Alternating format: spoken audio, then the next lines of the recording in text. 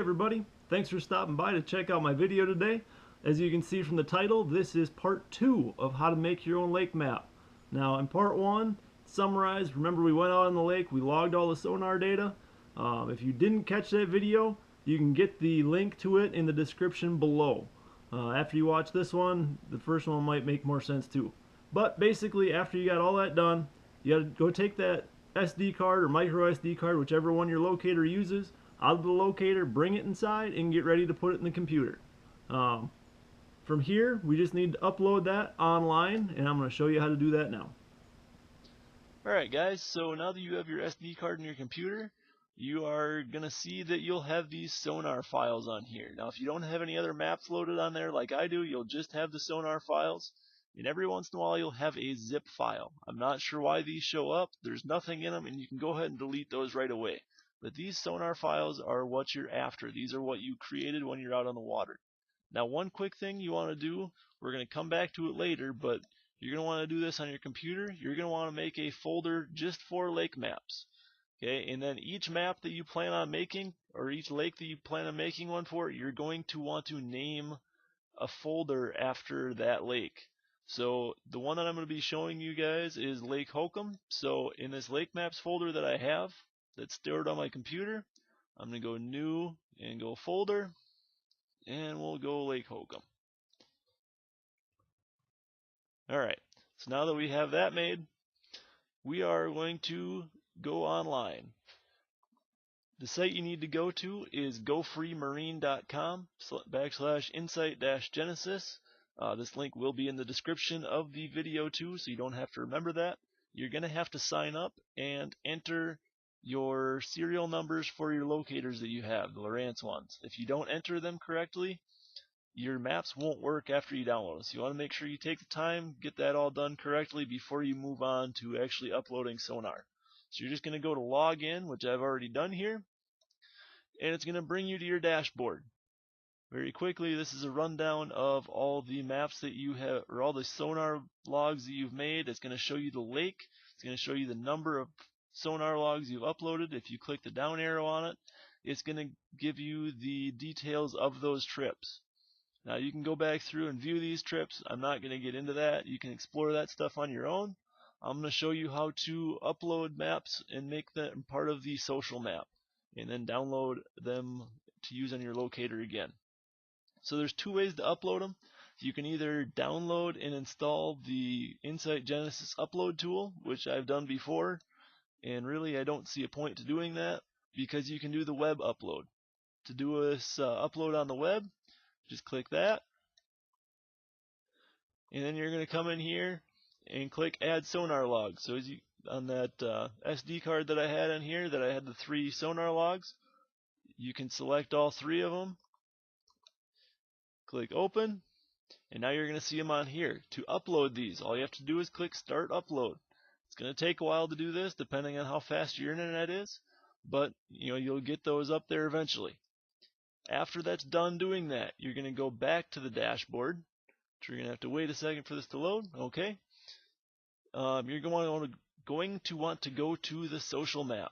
Okay, that's located right over here.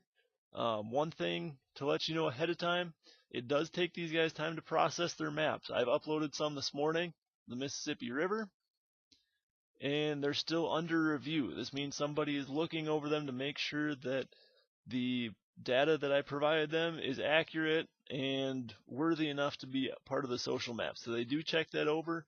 It takes a little bit of time for them to do that. I'm more than happy to let them take their time and make sure that I'm getting good data.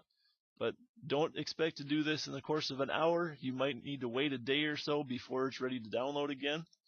And once it's added to the social map, it will say that it's part of the social map. Like this one right over here, you can see it says social map.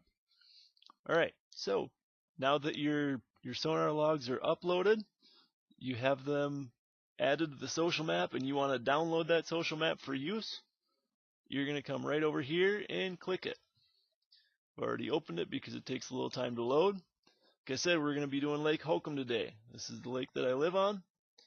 When you start out, it's going to be zoomed out. It's going to be a picture of the U.S., and there's going to be a bunch of blue dots all over. As you zoom in, those dots are going to multiply, And basically everywhere there's a blue dot, there is uploaded sonar information on that lake. Okay, so on this one, if I want to see details on it, you just click the blue dot. It's going to show you the surface acreage of the lake, the area that's been mapped, and when it was last updated. So somebody uploaded a log on 2/9 of 2017. That's when the last data was added for this lake. Now if you want to just view it in the browser, see what it looks like, you can do that.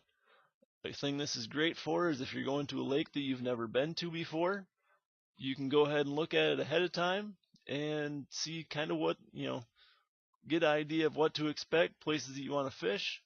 For whatever reason, this is taking a couple seconds to load. All right. Now you can see everywhere in blue has been mapped. This area right here, somebody missed when they were doing it, which is fine. That's not an area that I really need to see. But you can see how this will help you get an idea of the lake before you even get there. It also gives you an idea what's going to be on your locator. Now after you've looked around a little bit and you decide you want to download it, click back on the blue dot, click download, select the locator that you want to use, then download map. It'll take a few seconds and then you can save the file. Now this is where it gets a little bit hairier for some people. They get a little bit nervous. After this file downloads here, you're going to see I'm going to get a security prompt telling me that this could be a dangerous file. It's not commonly downloaded. That's fine. I promise there's nothing wrong with it. To get rid of that, all you have to do is click this up arrow and go to keep. After you do that, come back over, click the down arrow, and go to show in folder. This is going to take you into your downloads folder. You can see this is the file that we just downloaded. This is an extracted or a file that needs to be extracted. So this is where that folder comes in that I had you create before. In that Lake Maps folder that I had you make with the lake inside of it. So what I'm going to do is I'm going to double click on this file. Oops. And I'm going to click run. Now this is going to ask me where I want those files extracted to. This is where I find that Lake Maps folder. I know this is Lake Holcomb that I'm doing. And I'm going to click that folder and click OK. And then finally extract. What this is going to do is extract those files into that Lake Map folder. Again, I have that one that I created earlier that has Lake Holcomb. Remember, before it was empty, and now it has my lake map in there. These are the files that need to be on your locator. So to transfer this to your SD card, you don't want to just open up the folder and transfer the individual files. You want to transfer the whole folder. That's why you name them the name of the lake, because then you can keep them straight. So you're just going to right click on that, copy, open up your SD card, and go to paste. Now it's going to go through, transfer that back on there, and when you put this card back in your locator, you're going to have the map of Lake Holcomb on there. One other feature I want to show you guys real quick, if you aren't interested in uploading to the social map, you can go back in, go to your dashboard, and you notice this tab called Merged Uploads. What this is for is if you go into an individual lake that you've been on, you go to View Trip,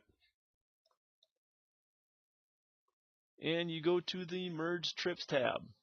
This is going to show you all the maps that you have for that lake, and you can select each individual sonar log after you've reviewed them.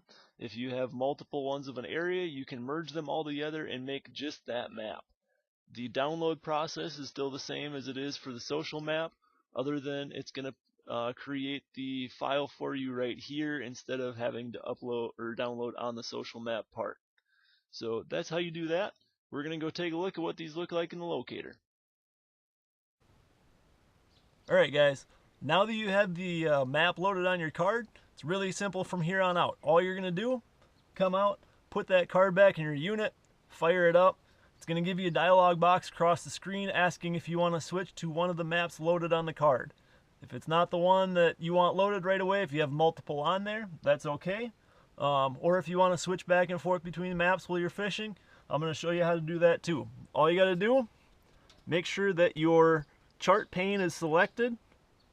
Go up to Menu, Chart Options, Chart Source. You can see I have multiple lakes loaded in here on this card. My cursor's over at Otter Lake right now. Obviously the boat's not in the water, so I'm gonna load the Otter Lake one.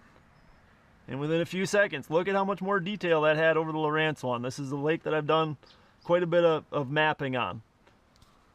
So there you go, guys. There's the difference. That's how you make your own chart. Hopefully this information helped you guys out.